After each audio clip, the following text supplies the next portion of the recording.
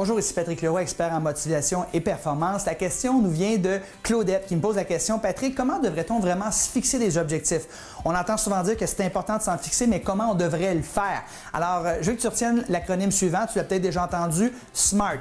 Alors, c'est 5 lettres. Alors, le SMART veut dire intelligent, le S veut dire pour spécifique. Lorsque tu te fixes un objectif, assure-toi qu'il est spécifique. De dire, par exemple, j'aimerais ça gagner plus d'argent, c'est pas assez spécifique. Indique le montant précis que tu veux gagner. Le M de SMART veut dire mesurable. Par exemple, tu veux dire je veux perdre du poids. C'est pas mesurable. Je veux perdre 10 livres d'ici le 10 décembre prochain. Ça, c'est très spécifique, c'est très mesurable et tu as beaucoup plus de chances de l'atteindre. Le A veut dire atteignable. C'est-à-dire qu'il ne faut pas que ça soit irréaliste et irréalisable. Par exemple, si tu n'as jamais gagné plus de 40 000 par année, te fixer comme objectif d'en gagner 400 000 l'année prochaine, c'est irréaliste, c'est pas atteignable.